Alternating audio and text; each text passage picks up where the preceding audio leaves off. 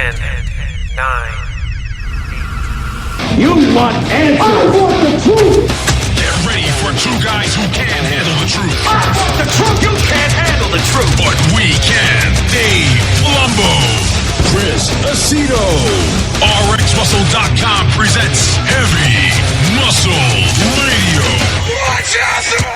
Welcome to another episode of Heavy Muscle Radio. I'm Dave Palumbo, and I'm joined, as always, by the technician, Chris Aceto, on this July 1st, 2019 evening. Chris, we are now in the heart of the summer, and that means that we are creeping up on the Mr. Olympia weekend in less than, I think it was 10 weeks now. So that's pretty amazing. You know, when summer's here, I always know, all right, people are starting to get ready for the Olympia, even though a couple guys are still trying to qualify. There's still one more month of qualification time available. We're going to start seeing a couple big shows in the next couple weeks, the British Grand Prix. We're going to see the Tampa Pro. And so what are you seeing in terms of the Olympia picture in your mind? Are you seeing any? Are you seeing Phil Heath possibly jumping into it? You know, I texted him the other day and I asked him, and he said there's nothing really to discuss yet. That was his reply to me. So I don't know. Do you think he's going to do it? I think he'll still jump in. Yeah, I think he's going to jump in. He also mentioned on his Instagram that I think he goes, these guys aren't training hard for the show because they, I'm not in it. They don't have anything to gun for, which I totally disagreed with. Obviously, they have the Olympia title to gun for. You know? I mean, I guess what training hard is relative, but I mean, I've never, Phil Heath has got one of the greatest physiques of all time, but I've never seen not that I watch a lot of stuff, but, put it this way, I can't stand Sean Ray, but fuck, I've seen Sean Ray train in his videos. Free weights, heavy, strict, balls to the walls. Good trainer, impressive trainer. I've seen Jay train in, person. He'd probably, just because of the volume, destroy 5 out of 10 bodybuilders, or if not 8 out of 10. Yeah. We've all seen Coleman train, from another world. Speaking of Coleman, did you see that new video that's out? I don't think we've ever seen Phil do anything but crossovers in that Smith machine, little 1/8 movement shoulder machine. Great genetics. But did you see that Ronnie Coleman video that's floating around? He's like leg pressing. They don't really show the weight he's leg pressing, but he's like back in Metroflex, like on the leg press machine. I haven't seen it. Yeah. Do you think it's okay to be small?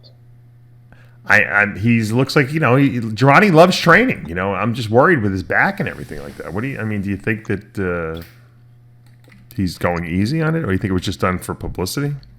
They didn't really show his weight. They showed like his training partner, training real heavy. Yeah. But that doesn't mean that, Ronnie was doing the weight.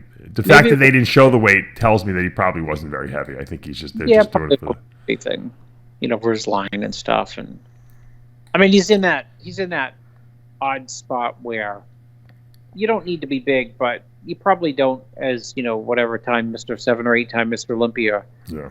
You'd like still to have some ruggedness to your physique when you go to all these trade shows, which he still goes to, of course, with the company. Mm-hmm. And it's nice to have some muscle there, but look what he's been through. I just when I go to the gym, I get worried, when I train legs, because I only have like half a quad tendon or maybe a third of a quad tendon. So, I'll do some stuff, but I'm going really light, but I'm just, and like I said, I probably go to the gym once a month if I'm lucky.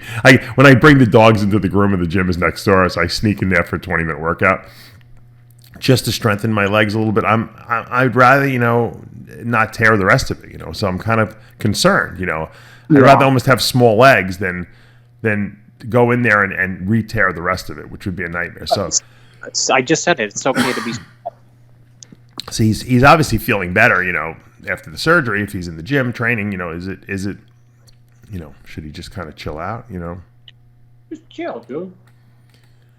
Enjoy your 19 kids. How many he's got? 8 kids, and must have. Does he have grandkids? He must have grandkids. Yeah, I think he does probably. I don't know. It's a weird. He's got all those. If he's got kids and all that, grandkids, he's gonna have to move to Puerto Rico soon. Yeah, Chris and I was talking about Puerto Rico. Everyone's moving to Puerto Rico to save the tax money. You only pay 4% in your business if you live in Puerto Rico. The problem is if you get hit with a hurricane, there's no business left. You have to build like Fort Knox there, as my dad would say. Well, I mean, look what I was there. I mean, I know I'm ignorant because I was there post whatever a year after the hurricane, but I mean the roads, the electricity, everything where I was. I can't speak for everyone, who had to live through it, but everything seemed like it was up and running, and right. Well, if you own a business, I didn't know this. Someone was telling me today. I had my Secrets to Becoming a Diet Guru course I held today, and one of the guys there was telling me, he's got a big business, he makes a lot of money, but he locates the home office in Puerto Rico because he saves a fortune in taxes. Instead of paying 40% taxes, he pays 4%. Yeah, I can't do that because the state of Maine will come driving around looking for kids. I figure I'll get caught too. Yeah, they'll come after me, looking for me.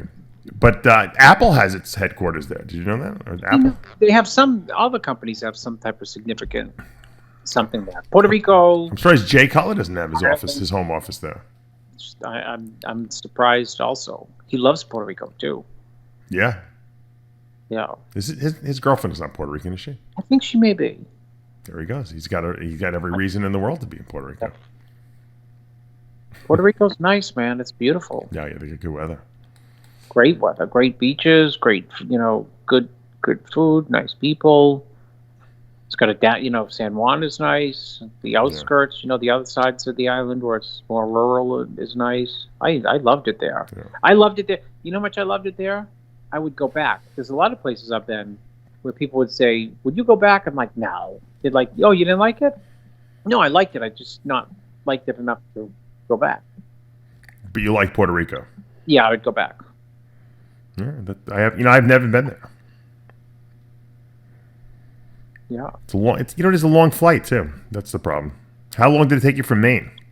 With my kids, I fell asleep in like 9 seconds on the plane. Dave, come on. You know what I mean? Do your kids behave? Yeah, they behave. They behave on the plane. I mean, we went there with 4 kids. I love flying, but I don't know if I would love flying with my kids. Not ready to do that yet. Yeah. Especially with another one on the way. Forget about it. You're definitely another one on the way. You're going to have to move. I look at it this way. I'm in Florida. I got great weather. I have a pool in my backyard. The taxes, dude. Yeah, the taxes. What do I need to go to Port? What do I have to need to go anywhere for? I don't have to go anywhere. I have 30% extra income for doing absolutely nothing. Yes, right. When we were kids, people worry about like here's like stockbrokers. If you invest here and if instead of getting a 6% return, you get a 7.5% over a 10-year period. That extra 1.5% increases into how about a 35% every year savings? Yeah, that's a lot. That's a lot. The difference is I really don't want to live in Puerto Rico. It's it's too far away. I don't mind vacationing there. But the truth is, isn't it true when I lived in New York, it was cold. And we were always thinking, everyone always in New York was like, we got to go on vacation because we got to go someplace warm and sit by the pool. Yeah. And I'm like, all right, I'm someplace warm all the time. I have a pool now. I have a huge house. My office is across the driveway from my house. What do I need to go anywhere for? What do I have to go on vacation? Where am I going on vacation? I'm on vacation at my house. Well, the only reason you need to go on a vacation is because your mind, when you go on a vacation, you get a fresh perspective and you just get recharged mentally. Oh, is that what happens? Yeah. I haven't been on one so long, I don't know. I mean, you go and you get ideas. You get different ideas from, going on vacation. And I got a lot of ideas sitting here at home. I just, it's with kids. It's now I understand when my parents are like, we're not going away anyplace until you guys get older. Well, the problem with going away with kids now, with the ages that we are with you, is so much work to get them somewhere. It's like the pajamas and the little baby food and the bottles and the diapers and the wipes and the strollers that you bring them in, and it's just insane. I don't know about your kids, but do you know that my kids never ate baby food? My son did a little bit. My daughter ate no baby. She went right to like McDonald's, from the bottle to McDonald's, and ice cream. She never ate one jar of baby food. It's the craziest thing of all time. We did our own little baby food stuff. Yeah, you told me that you made your own. My wife's friend Stacy was over the house with her kid, and her kid's almost 2, and my daughter is about 1.5. No, her daughter's 2. My daughter's about a year and a half, and she like her daughter's in the lowest percentile for like growth. She's like petite and tiny. My daughter's like in the 99th percentile. She's like a monster, like compared to like this little girl. She's big. She's tall and she's like very muscular, and to see the two of them together, she looks like Mighty Joe Young compared to this little girl. And she's so strong. Like she's pushing my son around now, who's like 3.5. She eat it. They push each other like, and I'm like, oh my god, I'm like, he's gonna hurt her, and she's so strong. She's like, doesn't want to. You can't mess with him. When she gets older, like another like year or two, my son's in big trouble. If he starts with her, she'll beat the crap out of him. What's he? My father always said the Palumbo women are very, very powerful, but that was his constant comment. Palumbo women are very powerful women. They have very broad shoulders. He said. He used to say, your sister, she pushed me once. He goes, and I didn't want to let her know, but she hurt me. My sister and my father used to fight. They used to argue. My sister would shove him. And so my father would to try to establish himself that he was still, in control. He couldn't he couldn't say ow or anything like that. He had to feign nothing was wrong. And when she walked away, he had to ice himself. What's with the snake?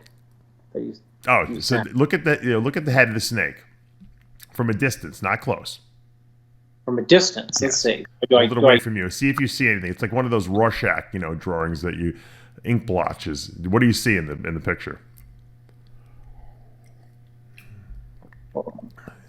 It's like a smiley face or something, like some weird face. It's my father. You see it? I had a snake hatch out today, and I was holding it in my hand, and I took a picture of it, and I looked at the picture. I'm like, holy shit, it's my father on the head. It's a fucking picture of my father. So I sent it to my sister because I thought I was losing my mind. Because I know if I send it to my wife, she'll be like, I don't know what you're talking about. Virgin Mary on like a waffle. You got your father on a snake. Yeah, I said, what do you see on the head? Hold it at a distance. Don't bring it close to your head. She's like, is that Daddy? I said, I think it is. I said, my father's he's burned his image into the pattern of a ball python I just bred. Oh my goodness. I said, Sal, I don't know how he did it. She's like, he's always making his presence felt. I said, well, now I can't sell it. Now I have to keep that snake. I said, I can't get rid of it. Maybe he's trying to tell me it's worth something. It's like a special. So I got to name him Sal now. Hopefully it's a boy. If it's not, I'll have to call it Sally. But that's I thought that was pretty funny. So I held my Secrets to Becoming a Diary Guru course. Very successful. We had almost 20 people. I always sell 15 seats, and a few people always come extra, and they're like, can I pay you cash? I'm like, yeah, whatever, that's fine. So we had a good class, very good class actually this time. A lot of guys that compete, and women too, and they just really wanted to be coaches, and some people that are coaches, and they just everyone loved it. It was a good group we had. So so I'm already getting people saying, well, when's the next one? Yeah. Probably October. I'll hold it. I have to set a date. September is going to be a little crazy because we got the Olympia we're covering. I'm not going to be there probably, but my wife's giving birth, and so it's probably October is better. But a lot of people don't realize. These people who take it, they're like, Dave, I didn't realize how important all this information you were teaching me was, and I realized that there's no one out there who's teaching anyone how to be a coach. You're the only one doing it. I said, well, it's not that there's people that are not knowledgeable. A lot of people just are not good teachers, I said. My father used to always tell me growing up that don't be, whatever you do, don't be a teacher. They're disrespected. They don't get paid enough. But I became a teacher, and because it was in my, genes, as my dad would say. He was a good teacher, and I just have a way of I'm able to explain things to people, and I don't know. That's just something I'm good at. There's great coaches out there that in a million years couldn't teach you how to be a coach. Oh, I couldn't even. No, you're full of shit. I've heard you. Chris. I held a personal training certification course, and I had Chris come down and do a seminar, and you were really good. You're just lazy. You don't want to do it, but you can be a good teacher if you want to. I was shocked. It was a great seminar you did. Well, thank you. I actually have it on video. I never put it up anywhere. I should put up your part of it on the Arcs Muscle site. People would love it. I forgot even what you talked about. What were you talking about? Just about how to, write diets for people, something like that? It was the coldest day of the year. It was the coldest, like record-breaking cold.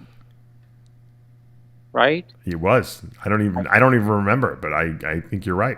I flew down from Maine, and you picked me up in like I think a Mercedes or a BMW. Yeah. And there was, I think it might have been the first. Maybe I'd been at your house before. I don't know. Yeah, but we did it. Island. Is that when we did it? We did it at the Sid Jacobson Jewish Center, right? Yes. Yeah. And we trained all those. We certified like a whole bunch of trainers over there. There was like 20 people. It was a good group. And Chris gave a good seminar. I just for a couple remember hours. One of your exes had a look of death that week. Par for the course. What year was that? Was that like 14? No, it had to be like 12, right? Yeah, 2012. 12, right? Like 2012. Imagine. I had someone tape that. I had Pete, the producer, tape the whole seminar. I never even used it. I never put it anywhere. I have it somewhere on video. I have to sit down and edit the whole thing and go through it. I had an edited version. I don't know what happened to it. So I know yours is probably. I can just put it up I should put it up in like 3 parts or something like that on the YouTube channel. I bet people would really like it. Maybe Nathan will make fun of me or something. What's going on with Nathan Deasha? He's on the warpath against all these guys, right? I don't know. Let's talk about what's going on. They got this British Grand Prix, right, coming up? Yeah. Which they used to hold the British Grand Prix after the Olympia, but now they're doing it in July or August, rather, I should say. Yeah, July. Well, me and Jay, funny story, went to the British Grand Prix. This is a true story. And it was held in a nice place. The promoter was great, but for some reason they put us in a really shithole hotel. And actually the guy who complained to me, who I sent you the text message, one of my tenants this week, lives in a building with the same situation where the hot water is on the left and the cold water is on the, they're separate. Like, the sink in the bathroom has the hot water on the left side and the cold water spout on the right. Right. Which is the stupidest fucking setup of all time, obviously. Jay was trying to mix the water? Yeah. Yeah, and he wanted to wash his face, and the water would come out like ice cold or burning hot. And so, one thing about Jay is Did they have that like in school, like in high school? You had those things, and the faucets wouldn't stay on. You had to like hold it on because yeah. That, and they had, so he couldn't get the perfect water, and he was like pissed about that. And then he was so big, even then dieted down, dehydrated, the whole 9 yards. The shower stall was so small he couldn't fit in it. He couldn't fit in the shower, so he he washed half the body, and then he had to turn around and wash the other because it was so small, the stall. That's how old the hotel was. I think this thing is tomorrow because we're filming this show on Saturday night. I think this is Sunday. It's tomorrow. This show. I don't know. Check the schedule. No, I'm checking. I'm looking at Nathan's Instagram. Listen to this. Good night. CU's USE. CU's all tomorrow. Thanks to my team. Yous know USE. Yous know who yous are. Oh. So see you tomorrow. He's posing, so I'm assuming it's called the Battle of the Britain Pro. Mm-hmm. And that's tomorrow. I didn't know that. You see, Chris made me do the radio show tonight, but we're missing out on the biggest show of the I'm going to. We can do a wrap up. We'll do something. I'm going on a little vacation. We'll wrap it up. We'll wrap it up separately. All right, that's fair enough. So Nathan's doing. So someone sent me a picture, and I went to his Instagram to look at it, and he has some like weird like lower back development. Do you see that? Like it's like he's got like a weird like almost like I don't know if it looks like a muscle tear. His lower like lats are just have interesting attachments. It almost looks like there's a horn down there. You notice that? Yeah, are those lower lats? Are they? Is that a rector? It looks like something is just not right down there. It doesn't.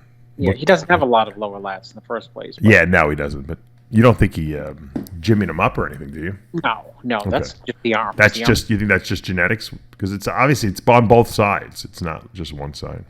Yeah, just some type of weird genetic, So now he was calling out Luke because Luke's not doing the show. Is that what it was? Because he said, somebody told me that, and I'm like, did someone realize that Luke really kind of sort of upped his game and was like a really, really, really strong third? It's something called the Arnold Classic. That is pretty funny. Nathan may have to worry about Patrick Moore, let alone Luke Sandow for the Olympia. Yeah, what do you? Is Patrick's not doing this? Is he? I mean, he's doing the Olympia, but He's not doing the British Grand Prix though, right? No. Okay. I don't know who's in the lineup. Do we know who's in the lineup? No, I don't. I'm trying to find. That's what I'm trying to figure out here. It'll probably be a weak show, I'm sure this. It's got to be a decent show. I think. Well, it may end up being weak, because people are qualified who are qualified, and people burnt out who's burnt out.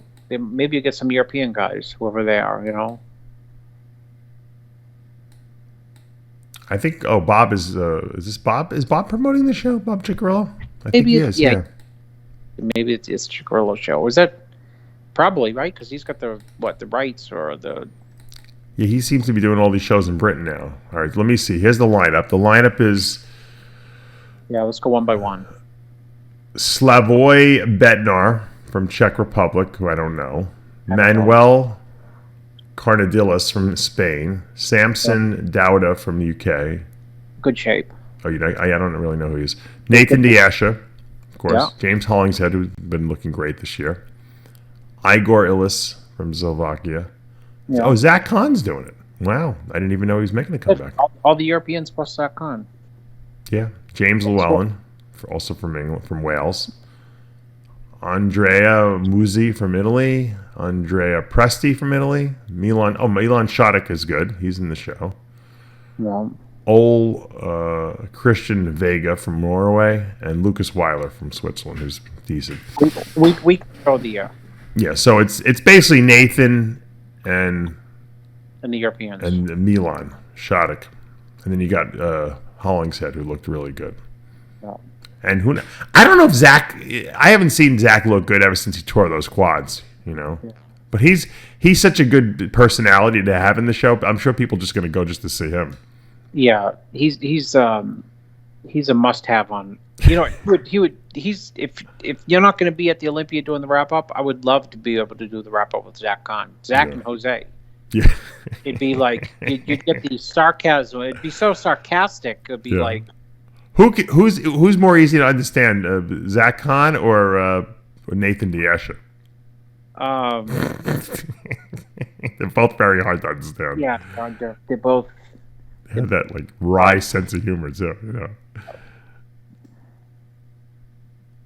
Yeah, no, Zach may be the best wrap-up person in the sport because he has something to say about everyone. And he's like he is the British version of Boston Lloyd in the sense that Boston says something on your show that's just really harsh, but there's a funny edge to it. Mm-hmm. He'll So, speaking of Boston Lloyd, he wants to come on the TV show. I think not next week, the week after, because he says he's getting blood work done because he's going off drugs. He told me. I said, "Why are you going off drugs?" I feel a little toxic. So I said, "Is there anything wrong with you?" He's like, "No, I just don't feel. I feel a little toxic. I think I got to clean out." I said, "Well, I wonder why. You take fucking 4 million milligrams of stuff a week." I said, "What's wrong with you?" No, but he gives great advice to other people. Oh no, he's very good at giving advice. He does good diets too. He usually yeah, he does. He does because he was on your show once, and he was giving advice to people. I'm like, yeah, that's very logical. That makes sense, and everything was reasonable and logical and moderate and step by step. But I guess when it comes to himself, he likes to nucleify everything, go nuclear. He can't control himself. He loves steroids. That's his problem. He loves steroids. I asked him. I asked him on my TV show once, "What's your greatest love in life?" His girlfriend was sitting right next to him, who's now his wife and the mother of his child, and he said steroids. Funny.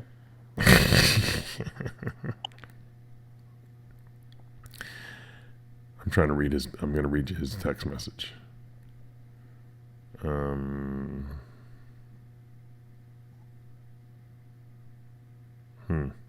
He was bad-mouthing Amin. I said, "You're bad-mouthing Amin is because I had Amin on the TV show with his dying, stepson, and Amin was asking for money for people for a GoFundMe. Yeah. So the guy's fucking stepson's dying. He's got stage 4 cancer. What's wrong with you? Kid's like 8 years old. Yeah. Fucking shame."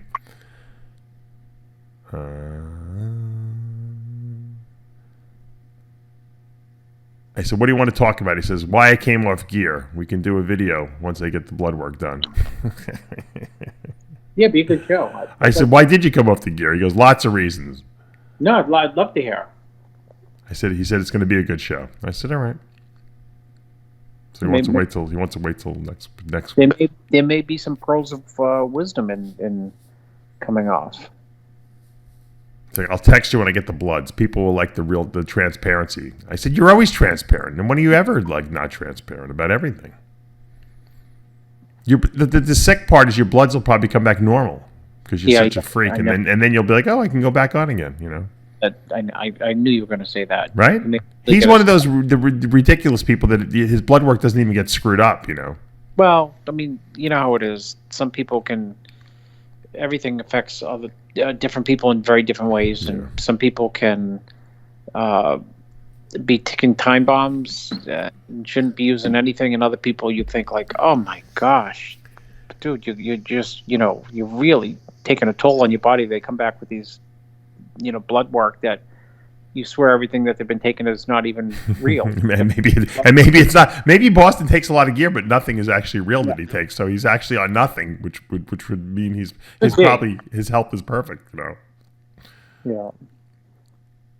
I was talking to someone who this guy Ralph, who always emails me, and he was telling me how he used to run this gym in Florida that Vince Taylor used to train at, and he said that, Dave, in the history of bodybuilding, no one trained lighter and with less intensity than Vince Taylor.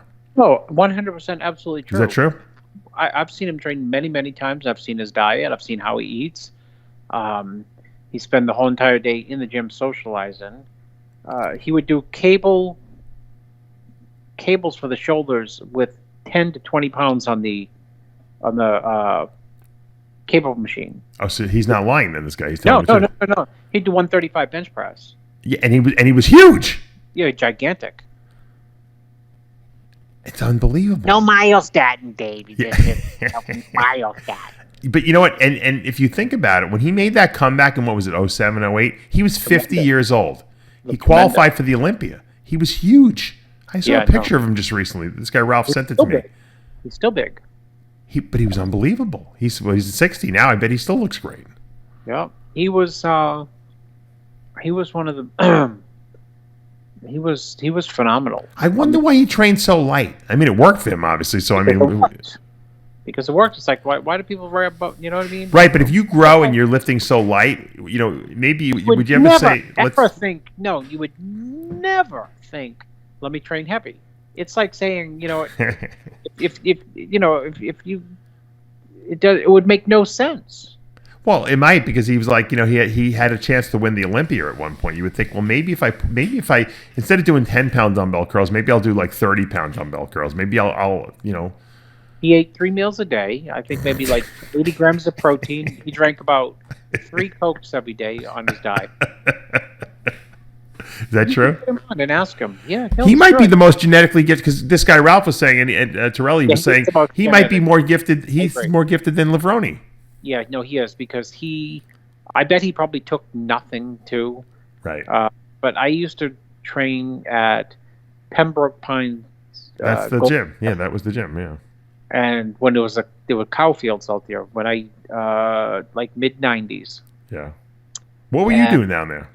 I had my yacht down there. I had my boat in Florida. Okay, all right. I didn't know that. I drove it down, and I got the gas bill when I got it down there, and I said I'll never ever be able to take it back. And so I left it on a marina, and Right. I used to spend the winters there. Oh, and so you trained at the same gym as him, basically. Yeah, so I used to train at the same So you gym. probably knew Ralph Torelli, who worked behind the desk there. Oh, yeah, I know Ralph Torelli. Yeah, I Okay, know Ralph. that's who's telling me about all these stories. They're all true.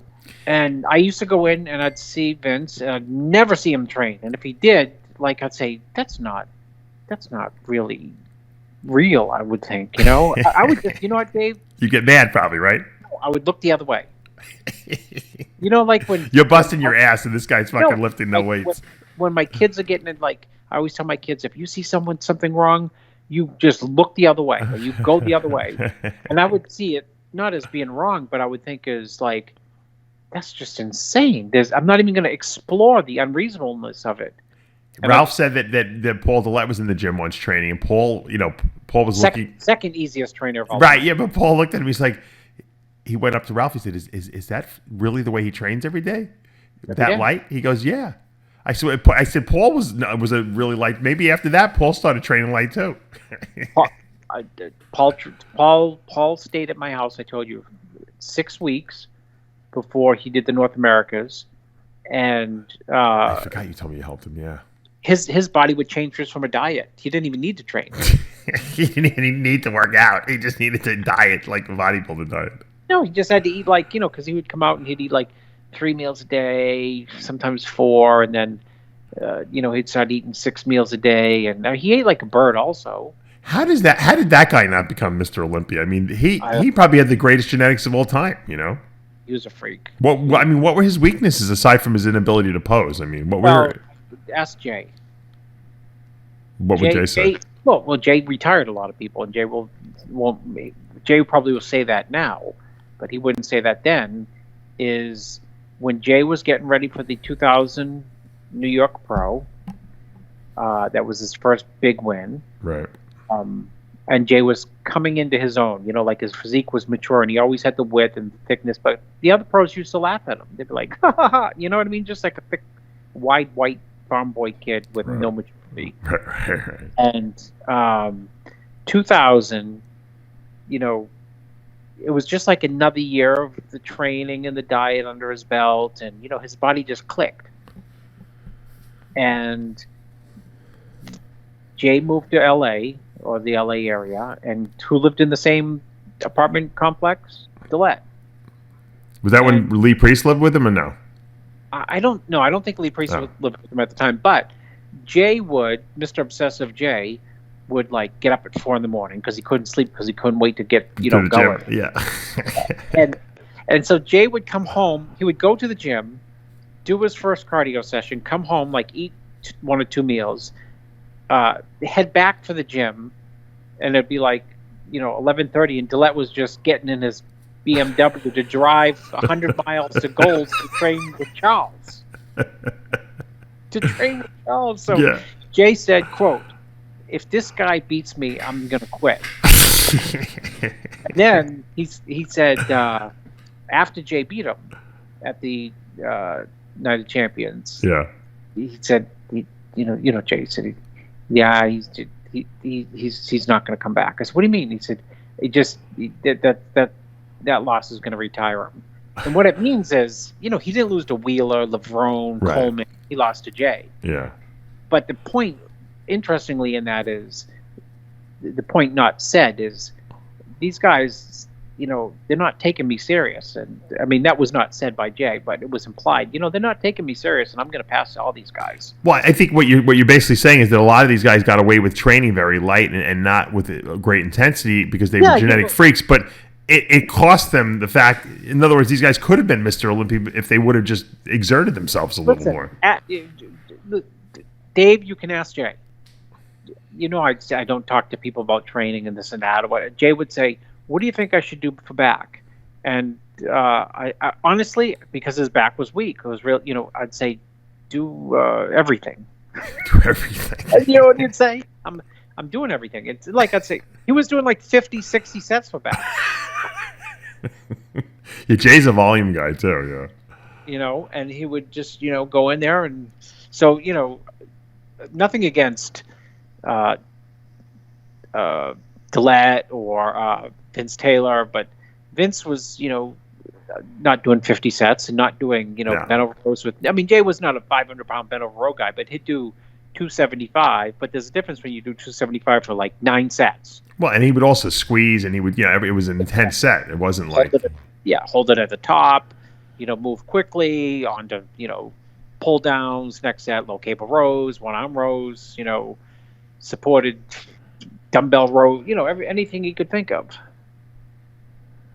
That's crazy. That's so funny. That's a funny story. Which is why when people say like Jay, the flip side of that is Jay was eating in those years, 99, 2000, 2001. He was eating way over 1,000 carbs a day. No one had ever even fathomed trying it. I know, and I've heard that, and I was like almost like that was diet unfathomable for him. And I said, well, if you're doing 50, that's not kidding. If you're doing 50 sets and they're all hard for back, you're not going to make it through on 175 carbs. Exactly. But the funny thing was, his body was able to recover from that. If I ever did that, I wouldn't have grown from that. I would have probably gotten smaller because I just couldn't handle the volume. I wouldn't have recovered. Jay from 1990. He was a workhorse. Yeah. Well, from 93 to 2002, he was in a positive nitrogen balance 100% of the time. And I bet you Jay wasn't doing intra-workout shakes either. No.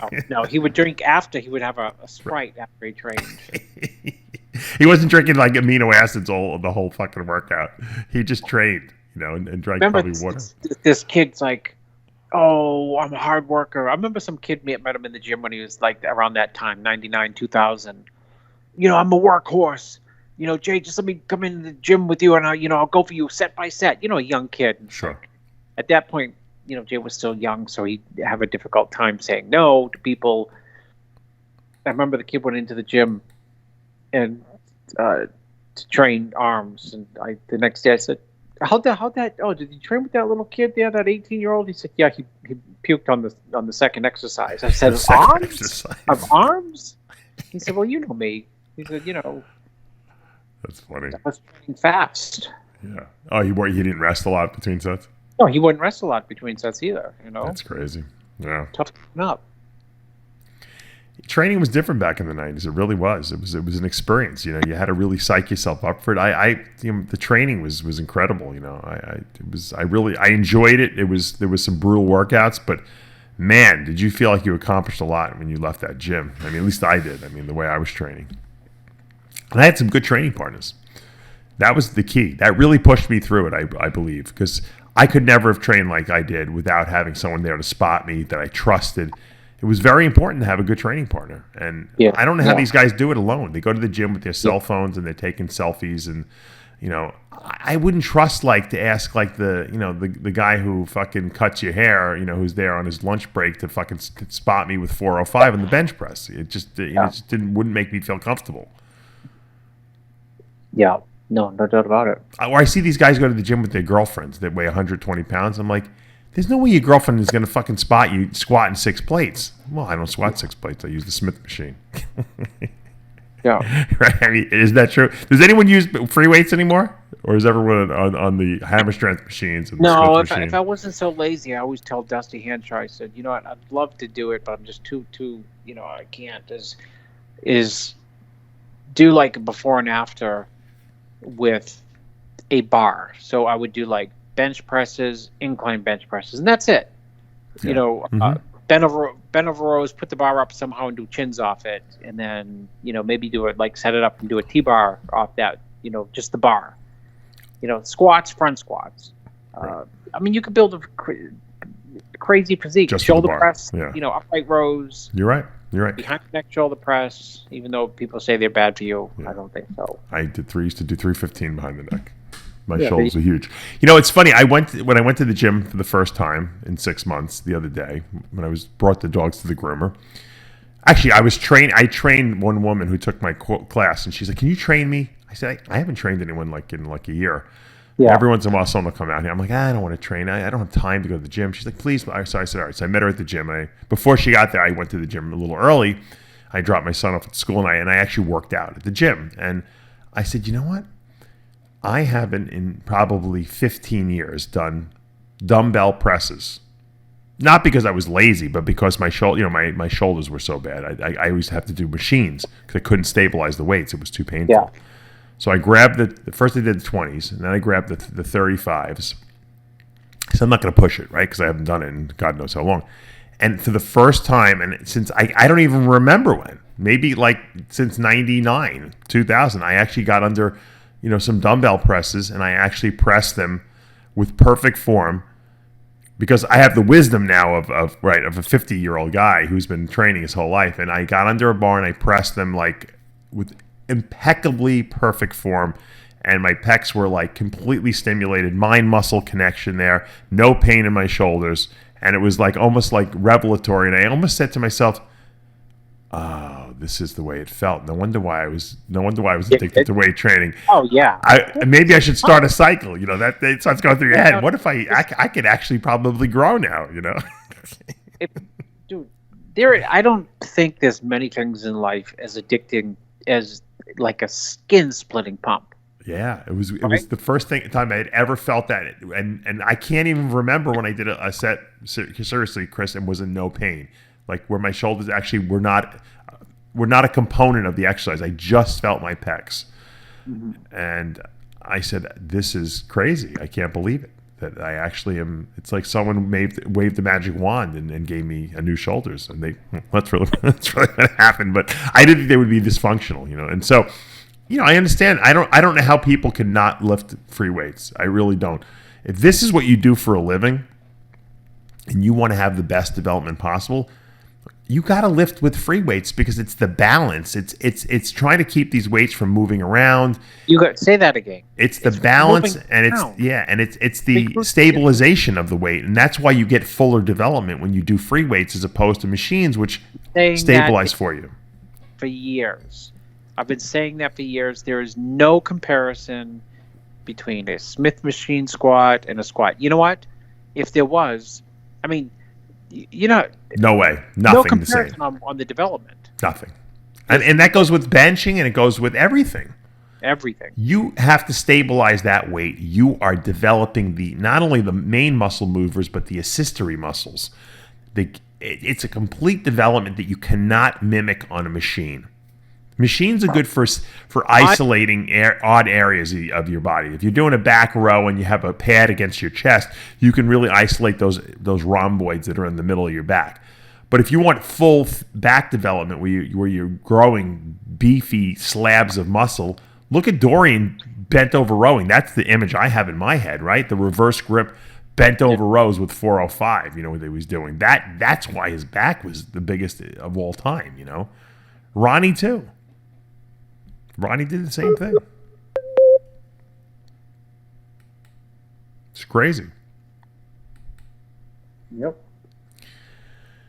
That's our little diatribe, but it's true. There's very few Vince Taylors out there and Paul Tillettes that can do cable crossovers and build big pecs. For most of us, we have to work hard. And Jay was a perfect example. I was the perfect example. I know you. You used to train hard. You were very, very strong. People don't realize it. I've talked to people who saw you train before, and you probably would have had no muscle had you not trained that hard because you weren't a guy that grew easy because you couldn't eat. Yeah, which is Imagine if you had like my appetite or Jay's appetite. You would have been. You probably would have been 30 pounds heavier. No doubt about it. No doubt about it. So anyway, so this return of the British Grand Prix is taking place tomorrow. Chris and I will wrap it up on Monday. Congratulations, Nathan, for devastating that incredible deal. You think it's a runaway for Nathan in the show? Oh God! If he doesn't win, it's a huge disappointment, right? An impossibility. That's what I think too. Even Milan Šadik is very impressive. I don't think he's in Nathan Diaz category. In the same stratosphere. But you never know; things go wrong. Maybe they'll mark him down for the jimmied up something. I don't know. I would love to see the best UK guys all compete in one show. All the guys from the UK, that are out there. Luke chickened out, according to Nick.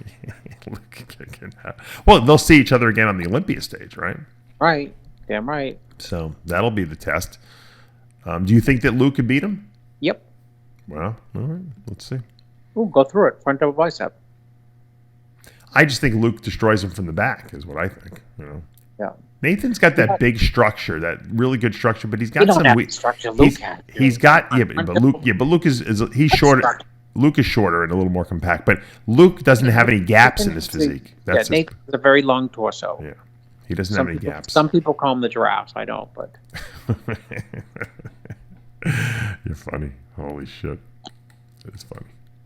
But I mean, it at the end of the day, just like Sean Roden, you're going to see or you're not going to see. In other words, Sean's going to produce, Luke's going to produce, or they're not. That's the funny thing. You know what? I always tell people.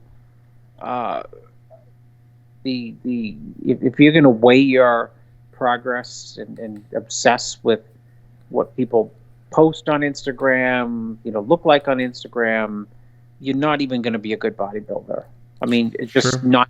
If you're going to be thinking about the number one way you want to progress, don't look at social media. It's just, and I just, what I realized? That people can't. They just can't. They cannot. They can't. The problem is, Chris, that, I mean, some people can. Well, no, the problem is that you can't market yourself if you don't use social media. There's no, remember back in the day, look, I had a contract. I wasn't a pro, but I had a contract with Metrics. Yeah. And there was no internet. So I didn't have to do anything for them on the internet. There was nothing to do. All I would do is show up at a couple shows a year that they had me sit at the booth. And I would wear their shirt around, to the gym. But there was not. I didn't have it wasn't like I had a job for them, where on a regular basis I had to put posts up and I had to try to convince people to. And I wish I did. I probably would have been very good at it, but it would have been a distraction for sure. Yeah, really, there was no distractions. You went to the gym, you trained. There was nothing to do there other than train.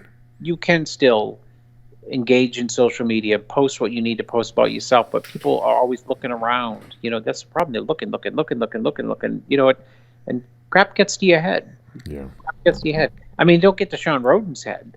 I don't think it probably gets to Phil's head, but other people who are in the Olympia are just getting ready for nationals, USA, the competition, talking crap about them. Fans or whatever, everyone say they got no legs, no this, no that.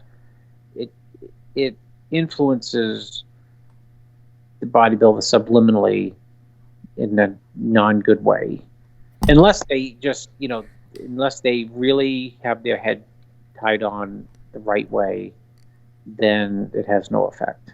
The issue is that you have to, because of social media is here to stay and it's not going anywhere. You have to be able to integrate it into your life in a way that it's productive, but it's not detrimental to what you're trying to do and distracting to you in the gym. Probably if I was competing today with the same mindset I had back then, I probably would leave my phone in the car.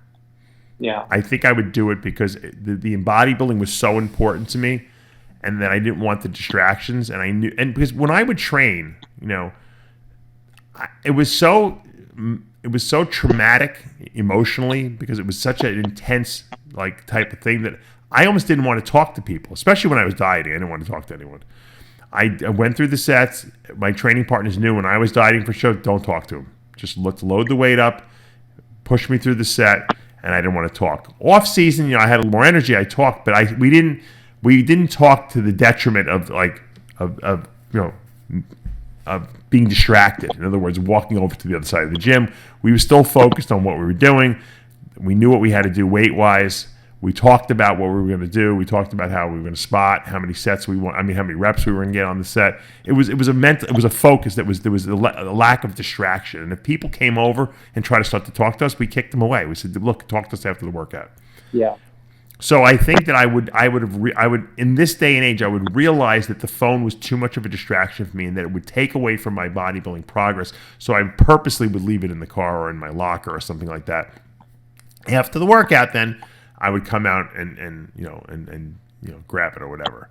So I just think that's something that people should consider, especially when you're trying to make progress. It's staying, and I think Jay would do the same thing nowadays. I think if he was competing in this day and age, you can't be distracted by that phone. It's too much, and it takes away from what you're doing. And you know what? It could leave you open to injury because you're too focused on the phone and you're not thinking about the set, especially when you're lifting heavy weights that are something that could actually injure you. Mm-hmm. No, you're right. It's like I said, I know that you have to always kind of acclimate yourself and adjust to whatever the day and age you're living in is, but at the same time, you can't let it be a negative in terms of distracting from what ultimately is going to be, the outcome of all this progress you're putting in, because it can be very, very distracting.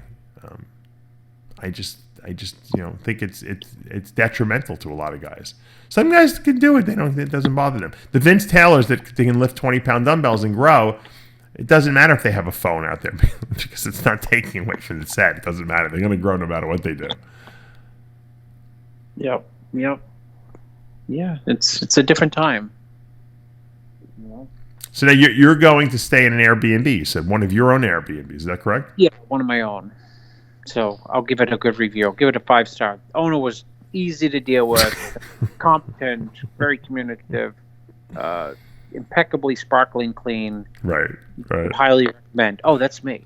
Have you ever stayed in one of your rentals? Like when you go to Florida and said to yourself, "Holy shit, I gotta really clean this up, or I gotta fix this place up," or did you ever? No, I have like 500 Airbnb reviews, and I have let's say, if I have 500, I have 495 5-stars, and you'll see the 3 that gave me 1 star. I review them, which is better than. No, I know you do. It's very funny. I say even the greatest restaurants in New York City somehow end up getting a 1-star review from people who are. I'll read. I have your response right here. You want me to read it? I found it. Yeah. I would say the review that 3. I would say review the 3 reviews that Eli stayed at here. Those reviews say as much about the guest as it does the apartment. Even the top 3 restaurants in Portland, the number 1 restaurant city in the U.S., has some scant and sporadic, pretty crappy reviews, as they understand some people are just terribly hard to please. You know what? Because people do this. People post and they, guests are afraid of, but people will threaten me here and there with something, and I say, I can withstand a 1-star review, so I'm not even dealing. 1 stars are not bad. I think that those are okay because people know that those people are nuts. That's right. A 2 or 3-star review is terrible. That to me is a really bad review because that means people actually kind of liked it, but that just thought it was kind of mediocre, if anything. But when someone goes to a restaurant and they give it a crappy review, the manager will come on and say oh well, we're so we're so sorry that you didn't have a good experience that night at our restaurant, and we aimed to please, and I just you're full of crap. Read the 500 5-star review. Something's wrong with you. Yeah, I probably wouldn't have even responded, but Amazon, they were you can have all my species products are on there. Every once in a while, you have someone complain about something. I'm like, I don't even qualify. It doesn't matter. There's so many good reviews that I don't even care. No, I had this one lady recently. She this is the first. I should read it to you, Dave. She was coming from France, right? And she stayed in Old Orchard Beach. It's a condominium on the beach. The waves are crashing. The deck is insane. You can dine out on the deck. There's another deck upstairs. It's like a 2-level place. It's crazy. And she reviewed it and said, it's pretty good, and it doesn't really get enough sunlight during the day. It's so bright in there. It's insane, right? The curtains are old. The curtains are they're not old.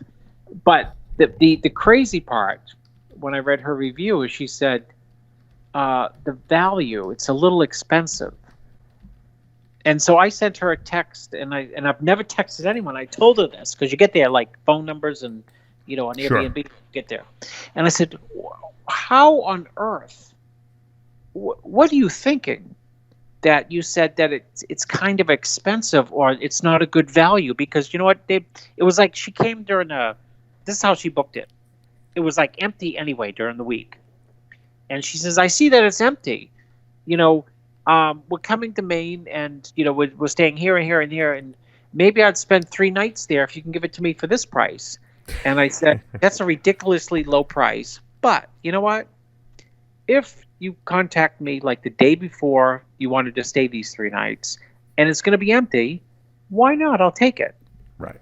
That was So nice, I yeah. paid this insane cheap price for the 3 nights, and then she went on the website and said it's kind of expensive. She set the price. Oh, even after you gave her the good price? Yes. Oh my She set the God, price. that's funny.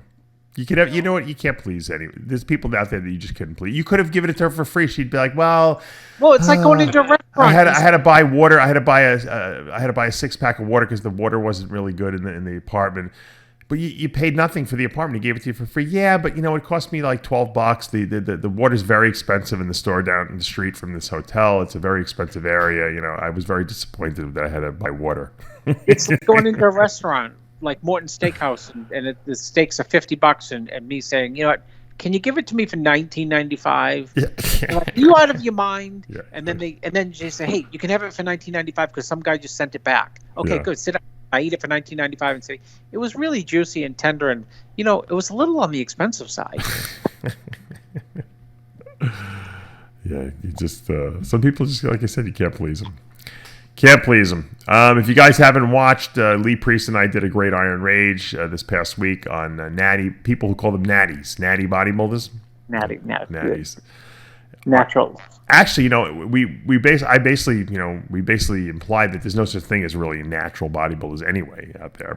Everyone's on something, right? So, Yeah. R.D. Caldwell, who's an IFBB pro, won the Team Universe, got his pro card. He's been, you know, claims he's been natural for life, and I believe him actually. He wants to come on and say that you can be a good IFBB pro if you're natural. So we'll probably be doing an iron debate this week with R.D. Caldwell on, who's gonna call out. I think he was watching my interview I did with Greg Doucette, who's a pretty good pro up there in Canada. He's a classic physique pro, and Greg has a really good channel where he kind of just, you know, says it like it is. So we probably get Greg on to debate R.D. Caldwell this coming week. So got some good stuff planned. But check out that Lee Priest Iron Rage on the site as well. I know people love this. It's funny. Lee Priest we do a show every week together, and that thing gets more hits on a consistent basis. And people love Lee Priest. He is like one of the most He's always had liked person. And you know what? He's back in Venice since he's been visiting. He hasn't been there in like 10 years or maybe more. He said it was like he's having like flashbacks because he lived there for many years. You know, I know that. I mean, is he just hanging out there, or visiting, or He's doing some kind of appearance somewhere out there, but he, you know, it's like his homecoming, really. I mean, the guy lived there. Is the better part of his career, and he was a fixture at that Gold's Gym. Or actually, didn't he go to World Gym? Wasn't he a World Gym guy? Yeah, he's a World Gym guy. He used to him and Joe Gold had a really good relationship, right? Yeah. He was out there since he was 19, right? Didn't Ed bring him out there? Yeah, Ed took him out there when he was 19, and I think the scuttlebutt was like, I mean, people were talking about him, and you know, they're like, there's this guy, he's like 19, he's like 5'3", he's got 20-inch arms, you know, his legs are like Paul DeMeo's, he's got calf. I'm like, God, will people just shut up with this nonsense? And then I saw him somewhere, like in like a magazine right after. Wow, you know, they were right. Yeah, it always sucked when a new guy came out of the woodwork because now you have to add him to your list of guys that you have to beat, you know, that type of thing. And it's like, where the fuck did this guy come from? Yeah. Yeah, he won the Mr. Australia like 14 times. Well, he's only like fucking 19 years old. Yeah, well, he won it when he was like 5, you know, for the first time. No, I mean, you've seen pictures of him, right, when he was like 15 or 13. Yeah, he was good. He was good even at that age. That was incredible, too. Yeah, and he was probably natural up until like, you know, His mom 14. trained him in Dillette, Oh, really? according to Lee Priest. You ask him. His mom did what with Dillette? Trained harder than Dillette. Oh, absolutely. And Vince Taylor, evidently. Oh, my God. All right, well, you know, like I said, we didn't realize that the British Grand Prix was Sunday. So Chris, and like I said, Chris is traveling. So on Monday, or Tuesday, Chris and I will do a wrap up, or at least one of us will do a wrap up on the show, and we'll talk about what went on at the British Grand Prix. It looks like Nathan Dash is the favorite going in there, but on any given day, there could be an upset. Yeah, it could be. All right, well, have a safe flight, Chris, or actually not a flight. Where you're driving to the Airbnb. Yeah. Have a good, relaxing, weekday. I guess isn't it weird to go away on a week? I guess you don't want to take away the prime real estate when people go away on the weekend, so you're staying there on the weekday. Is that what you're doing? No, I mean we have to, we were going it's 4th of July, so. 4th of July is this week. That's right. Are you that clueless? Oh my God! I don't know what's going on anymore. You know how I know that it's 4th of July? I should have known because my kid doesn't have school. I'm like, what do you mean you guys don't have school on 4th of July here? They're like, we're off. No, because they're off the day after 4th of July. I think 4th of July is the Thursday, and they get Friday too. I'm like, why are you guys? Well, I'm working on Friday. I said, how come my son can't go to school? They're like, we're not open. I'm like, all right. Now I'm getting pissed. I'm like, come on, man. You guys, we're paying plenty of money. You guys got to be open on Friday. So we'll hang in the pool. We're gonna hang out at the pool. That's what I'm gonna do. We got a pool now. I don't have to go anywhere. No. Just put them in the pool. My kids will stay in the pool for like 6 hours if you let them. Yeah, whole day. They come out and they want to go back in at that age. My son is the worst eater, but he stays in the pool so long that he's like, I'm starved. Yeah. I gotta eat. The pool makes you. You ever notice as a kid the pool always made you hungry? Whenever my parents would take us like to the local pool. Yeah. They would have the snack bar there. That was the greatest like meal ever. You'd be in the pool for like 2 hours and then you go eat at the snack bar. And it was like the food was terrible there, but it didn't matter. It tasted like amazing because you were so exhausted from running around that pool for like 2 hours straight. You know what's the go on a boat. Boat will like make your appetite. Yeah, why is it that I used to go fishing and you can't stop eating out there on the ocean? I don't know what it is. Live on one. It's like taking what's the appetite? Periactum? Periactin or Marinol. It's like maybe someone should bottle the ocean, the ocean smell or something like that. No, I know people who could not eat and they go out on a boat and they'd eat like 5 hamburgers, 3 hot dogs. You can't stop. No, I know I'm the same way. You cannot stop out on that boat. Especially salt water. My father would, I used to tell you, if we went to the beach, my father would pack for like 5 million sandwiches. And I'd be like, Dad, what are you doing? It's embarrassing. Why do we have to bring all this food with us? And so we used to go on his friend's boat every once in a while. He'd pack I'm like, Dad, it's embarrassing that we're bringing all this food. And my father would make bagels. He'd get bagels. He'd buy like a dozen bagels. And he would literally make like 12 tuna sandwiches. He'd make chicken salad and tuna salad. He'd put it on the bagels. He'd cut them in half. He'd put them in aluminum foil.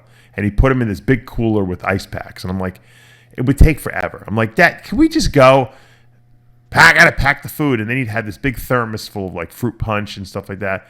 And I was so pissed off that he was taking so long. And then when I'd get there, I couldn't stop eating. I'd probably eat at least half of the bagels on tuna that he had there. He said, you see? It's a good thing I brought this. You said you weren't hungry. Change your mind, huh?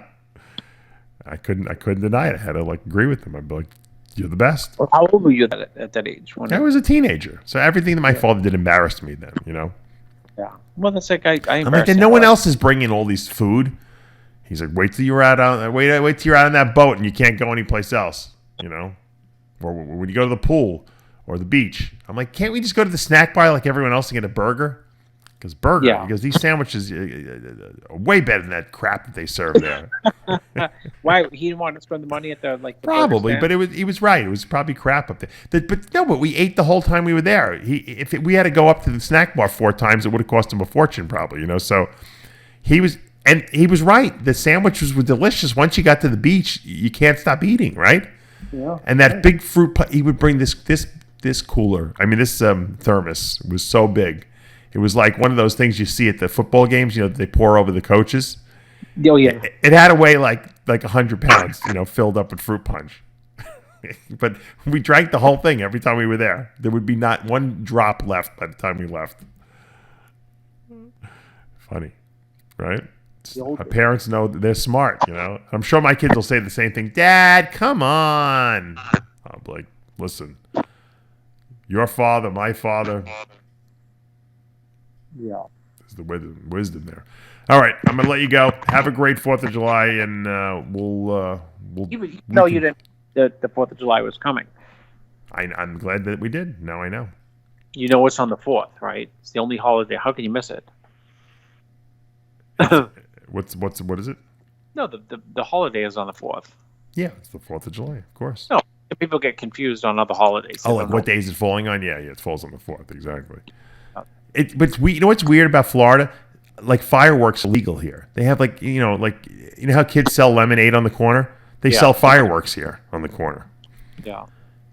But in New York, it's illegal, so people Maine, have to sneak it. You can get crazy fireworks in Maine. They're legal. Oh, they are legal there too. Oh, I didn't know. So and you can smoke pot, so you can light them up. Why is the fireworks illegal in New York then? Probably because of the density of the population. Everyone has them. I mean, everyone blows them off, but you have to procure them illegally, unfortunately. Yeah. Well, what happens is you have these people that are real entrepreneurs. They drive down south of the border, right where they're illegal, and they buy them in North Carolina, and then they drive them back up to New York, and they sell them to all the fucking pyromaniacs up there who have to blow fireworks off it, on the holiday. But they're doubling and tripling the price of what they're paying for it, which is it's a real scam up there. In here, I went to Sam's Club, and they sell them in Sam's Club fireworks. Yeah, they sell them everywhere up here. I'm like, some of these things are pretty elaborate. I mean, aren't they worried about terrorists buying this crap, blowing shit up with it? It's pretty crazy fireworks. It's such a foreign concept to me because in New York they would never allow that. Yeah.